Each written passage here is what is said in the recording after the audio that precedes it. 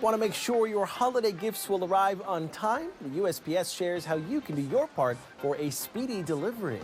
Plus, looking for a holiday meal while staying on a budget, Target might be the place for you, with all you can get for just $25. You are watching The Rundown. I'm Jonathan Gonzalez in for Robin Winston. Now, those in charge of our package deliveries, they're preparing for their busiest time of the year. The United States postal workers are working overtime to make sure all those gifts reach their destinations. The post office in Torrance gave us an inside look at all that it takes to manage this peak season. They also shared some tips on how we can all get through the lines smoothly. If you want to skip the line, all you have to do is go online to USPS.com. You can use our click and ship. And if you want to come into the office but don't want to stand in line, you can also use one of our self-service kiosk machines.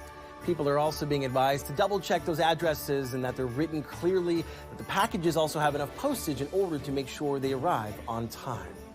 If you thought it's getting harder and harder to become a homeowner, you're not alone. Turns out home ownership is still out of reach for a lot of people. According to recent data from the National Association of Realtors, the salary of a typical homeowner is $107,000. That's 22% higher than last year. The median income for families is only $75,000. Today, the median American household needs almost half of its income to cover the cost of owning a home. That is the highest on record going back to 2006. And when you take a closer look at who ends up being able to do all the buying, it's still older buyers. Are substantially wealthier. And we also saw that this year's first-time homebuyers are more likely to rely on financial assets. So 401k, stock, cryptocurrency for their down payment. And that's not something that every American has. Research shows first-time buyers make up only 32% of the market. That is a historical low. Let's get to meteorologist Belen De Leon, who's here to help you plan for the windy days ahead. Hi, everybody. Well, we're finishing off the work week with cool and sunny conditions and continued breezy weather through the I-5 corridor. Now, if you live in a Santa Ana wind-prone spots, be careful. We have the return of those strong winds late Friday through Saturday, and these offshore winds are going to help raise the temperatures a few degrees. We're going to be in the 70s. So traveling on Saturday could be challenging because of those Santa Ana winds. We could also see some tree damage, some power outages, and please be safe with anything that could cause a spark because any fires that start could quickly spread. We have elevated fire danger this weekend. Fire weather watch will be in effect Saturday through Sunday. Those winds gradually diminish throughout the day on Sunday. Temperatures will be in the 70s. We'll have temperatures in the 40s and 50s in the mountains with winds gradually improving on Sunday. We are now learning more about the victims of the deadly shooting on the campus of UNLV and the man police are identifying as the gunman. Among the 3 fatalities, 2 of the victims have been identified as business school professors Jerry Chang and Patricia Navarro-Velez. Police say the shooter was a 67-year-old former professor from North Carolina. Investigators say on Wednesday he went on a 15-minute rampage at UNLV where he had applied for a teaching job but was not hired. Before the shooting, he mailed letters to nearly 24 university personnel with a white powder substance. We know he applied numerous times for a job with several Nevada higher education institutions and was denied each time. The suspect had a list of people he was seeking on a university campus, as well as faculty from the Eastern Carolina University. Some of the gunman's previous students told NBC News that he was eccentric and unconventional, but mostly well-liked by students. Dozens of people in downtown LA are marking Hanukkah with demands for peace between Israel and Hamas. Ceasefire now. Ceasefire now. The Jewish community gathered together Thursday night to not only remember the first night of their holiday, but also mourn the thousands killed in Gaza during Israel's counterattacks. Thursday marked 2 months since the war began. The LA chapter of If Not Now is demanding leaders to take action and demanding a ceasefire. Vengeance will not bring back the dead. That no bombardment or invasion will undo the horrors of October 7th. We want to emphasize to President Biden and to our local leaders that there is no military solution to this conflict. Another event is planned for Tuesday at Glassell Park.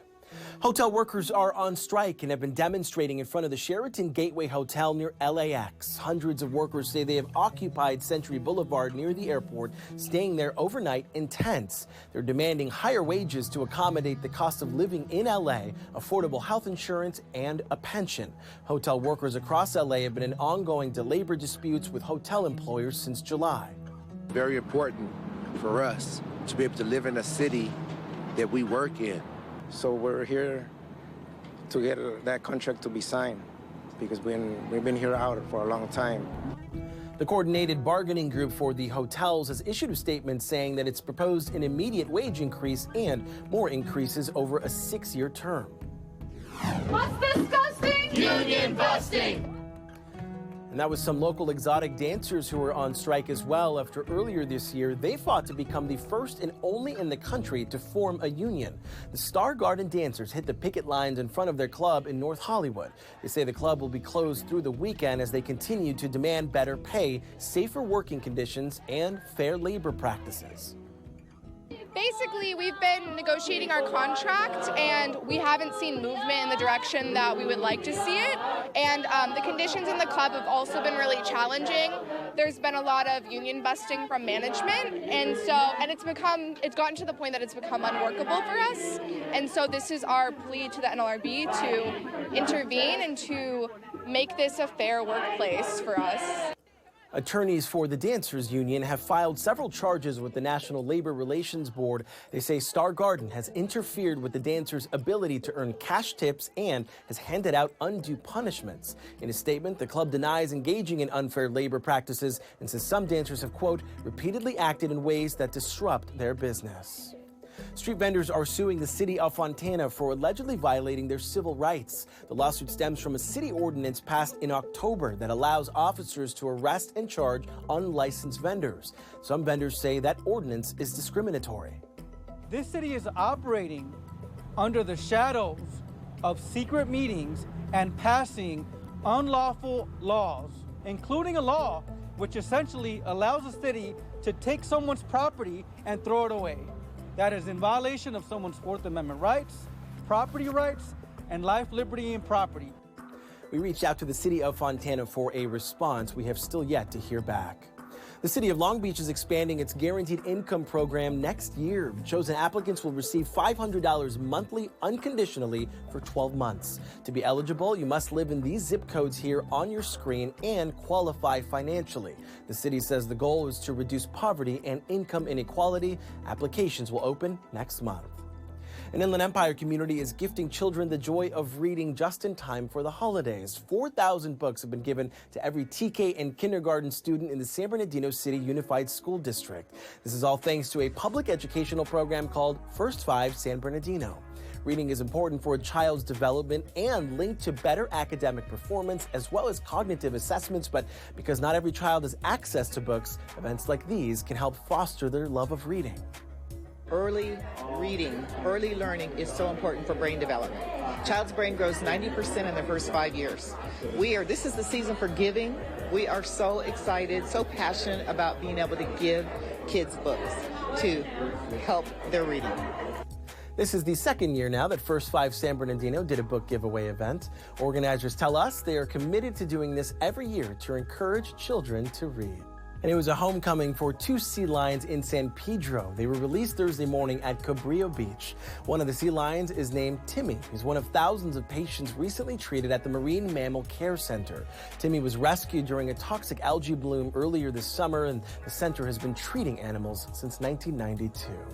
Well, after launching a Thanksgiving budget meal, Target is at it again. This time, the retailer is putting out a $25 Christmas meal. That meal includes a 6-pound smoked bone-in ham, potatoes, corn, French bread, mushroom soup, green beans, and holiday peppermint sandwich cookies. Final prices, though, may vary depending on how big the ham is, but it all sounds great, right? It's available now, by the way, for pickup in-store or same-day delivery. Remember, you can always get news and weather updates on the NBCLA app and our website, NBCLA.com. We want to thank you so much for watching The Rundown.